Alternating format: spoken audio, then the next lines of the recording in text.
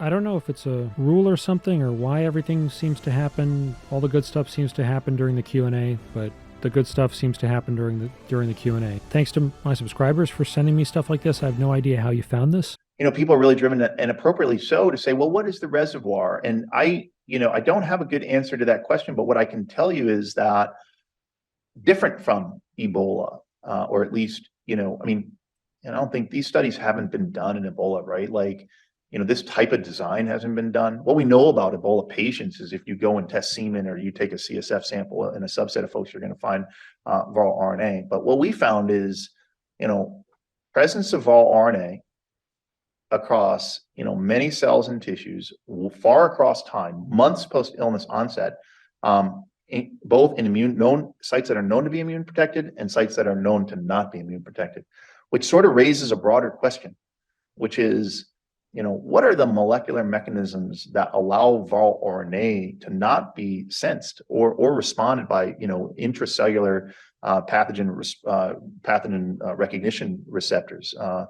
What are the mechanisms that somehow avoid an intrinsic, interferon response or other cellular response that would result in clearance of viral RNA? What are the mechanisms that perhaps, contribute to failure of cells to process viral proteins and present those proteins on MHC class 1 and class 2 molecules such that the adaptive immune system can come in and clear out virus from those infected cells? Something's not working because viral RNA is allowed to persist.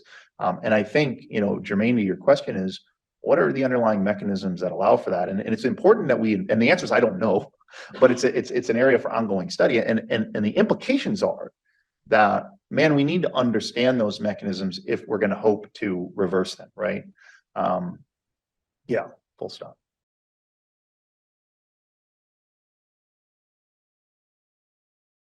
And as I alluded to with regard to the lymphocytes and macrophages, lymphocytes, there's no evidence that lymphocytes support infection of virus, or certainly, and there is evidence that monocytes support virus. So when we queried our PBMC fraction, we found really trace to no levels of viral RNA in monocytes, and certainly not beyond the interval that I described, suggesting that virus is not, trafficking in blood beyond really early post-symptom onset and is not, meaningfully trafficking in any sort of cellular compartment.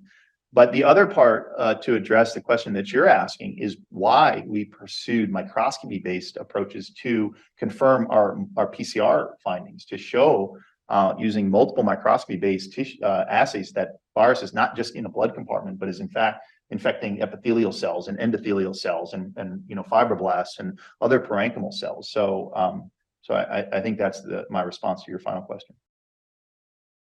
So the question, again, for the folks on Zoom was about, really evidence, the burden of evidence that we have supporting live virus or replicating virus in the brain, and asking specifically about, subgenomic RNA, which we know is a replication intermediate. And, there are actually studies about subgenomic RNA, and there are multiple subgenomic RNAs across, different that translate different proteins of the CoV-2 virus, and we know that we believe there's, the current understanding is that those subgenomic RNAs are actually protected in this like double membrane vesicle, so that they might be able to persist in tissues for a little bit while longer, and that therefore, if you detect them, they may not actually represent, really recent viral replication. And so that is really not the gold standard for then saying you have viable virus. And maybe, because I know I said it initially, but I maybe didn't say it clear enough.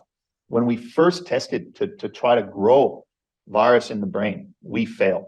Like, in other words, in cell culture, we failed. We used a standard virocell line. The sequencing results that I showed you show evidence of minor variants in the brain, and sometimes not minor variants. Actually, they're nearing equal distribution of variants with non-synonymous mutations that we detected in the brain that we did not detect in the respiratory tissue, suggesting that ongoing viral replication does take place in the brain, and that there actually is some evolution of the virus in the brain. We have tried to grow virus from the brain. We're not done. We're going to persist So far, we have not definitively accomplished that, but it is something that we continue to pursue. But when we found by our sequencing that there were viral variants in our brain samples that were not present in our lung samples, we said, oh, we got to look again. And so by that time, there had become a new reagent, and the new reagent were this modified viral cell line that express the human ACE2 and the TMPRSS2 receptor, that cell line, although I can't say definitively, but there's a suggestion that cell line is more permissive. So we tried again, and we in fact did grow virus out of the brain. We grew virus out of the brain, and we confirmed that the virus that we grew out of the brain was indeed the same sequence of the virus that we had detected from our RNA later preserved. About tissue versus blood vessels. Oh, thank you for your question. Yeah, so tissue versus blood.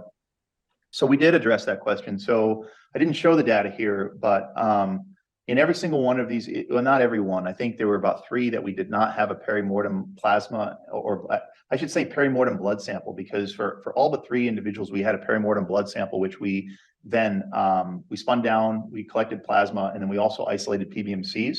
And so we were able to query both the plasma and the PBMC fraction for presence or absence of viral RNA to begin to address the question that you're asking.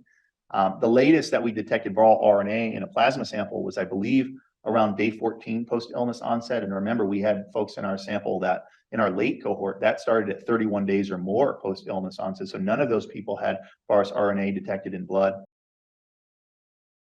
When is it safe to take an organ from an individual who died? They had a COVID infection, right? Like at a certain interval before they died, they had a motorcycle accident or whatever, and now they're an organ donor. When is it safe to take that organ, a lung, and put it into somebody else? And so that's a clinical question that folks have struggled with, and that is still an ongoing question. And because we were working with the transplant surgeons from Maryland, we had a unique opportunity to at least address this in a few cases. And what we found is, and now the current recommendations for this are, it started with a swab negative here. That wasn't good enough.